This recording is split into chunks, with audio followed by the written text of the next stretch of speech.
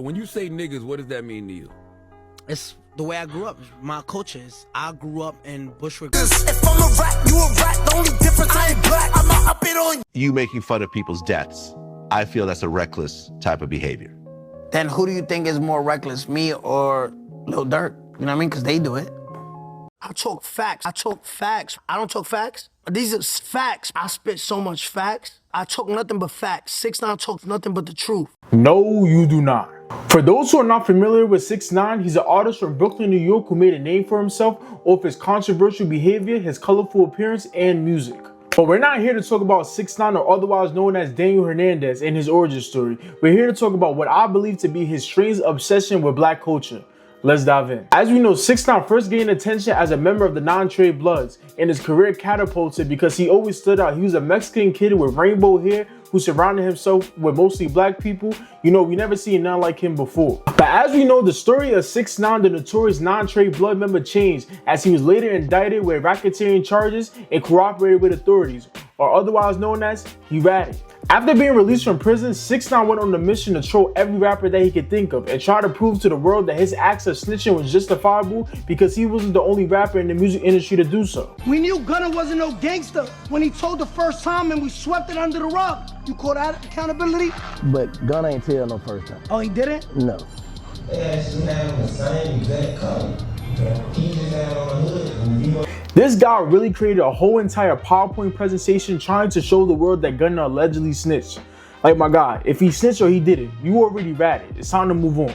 But let's get into why I'm making this video today. As you can see by the title, I'm making the argument that 6ix9ine is entirely obsessed with black culture.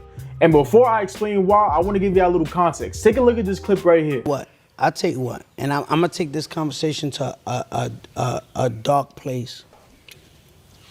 I'm gonna take this conversation to a dark place because it's the elephant in the room that nobody wanna talk about.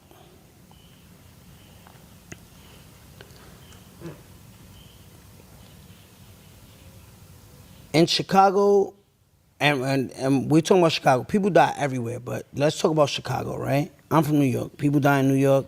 Like, there's 13-year-olds, 16-year-olds dying in New York.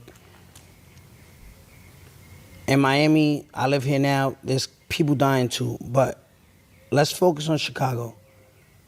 How many people died, would you say, from the 2012 era, 2011 era, right, to 2026? How many moms lost their sons? Man, A lot. probably hundreds and hundreds. A lot. What you mean, just from that era or all Nah, together? all together, just general and period. Just the drill culture. Yeah, bro. what would you say? I would say hundreds. Hundreds, maybe 1,000. I would say hundreds. Maybe like 1,000. I would say high hundreds. High hundreds? Yeah. Would you say? Just like the lost kids to the streets in that period. That sounds like a lot. Well, to I me. think it's more. I think it's more than. I don't think it's in the hundreds. That I Like, let's talk about let's talk about the kids. Let's talk about the people, right? Kids, men, grown adults, whatever. People, right now we're asking the question, how many people you think died from 2011 to 2026? But we're just thinking about, like, the names, right? We're talking about, like, the Newskis, the Wooskis, the Fredo. No, not like, Wooski. Wooski still here. Okay. Then, you know what I mean? Like, I don't know their names. Right. But, like, the big names people, right? But what about the people that we don't even know their name? That just are, like, they're casualties to the war, or right? guilty by association. This is part, and as fucked up as it sounds, this is what I'm saying. The elephant in the room is that this is black culture. It is what it is. Like, you know what I mean? All right, so we got to stop the Fruit Loop right there. So he's basically suggesting that violence and murder is all a part of black culture. Something that's completely untrue. And I always find it funny how people outside our culture love to generalize us and put us in this boat as we're the only race that commits acts of violence without doing a thorough analysis of other cultures. You see, 6ix9ine is of Latino descent. Should we generalize all Latinos and say gangs like MS-13, Patria, DDP, and Latin King who commit acts of violence and murder, that's their culture? Should we say that? Or should we generalize white people because of the atomic bombs that were dropped on Hiroshima and Nagasaki, killing over 200,000 people? I mean, shit, I would, but you get the point. So let's stop acting as if black people are the only people who commit acts of violence. Later in the video, 6ix9ine then backtracks on his statement of this is black culture and has this to say. Yeah, like, why do, like, and I'm not saying there's not white on white crime, Spanish on Spanish crimes, but we're not taking out our leaders. Like, these are leaders in the culture. You get it? That's all I gotta say, bro. Like that, and if you guys want to pull up facts, you know me. I don't like talking and then not having no facts following. So he claims that black people are the only people that takes out their leaders. Once again, another untrue statement. Abraham Lincoln, killed by a white man. John F. Kennedy, killed by a white man. Charlie Kirk, and you know them white folks love them some Charlie Kirk, killed by a white man. So we need to stop these claims that black people are the only ones taking out their leaders. That doesn't even make no sense.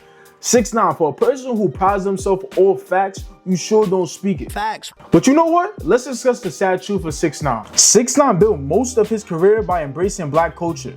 He wanted to be accepted by the culture so badly that he did everything he could to be a part of it. But the unfortunate reality is that he loved a culture that did not love him back. Some of the people he associated with betrayed him, robbed him, beat him, and extorted him for money. After he told on these individuals, many of the black fans who once supported him turned against him and labeled him a rat. So let's be honest, 6ix9ine, your constant comments about black culture aren't really about spreading facts. They seem to come from a deep resentment that has developed from your personal experience with certain black individuals. The problem is that you've taken those individual experiences and used them to generalize an entire group of people.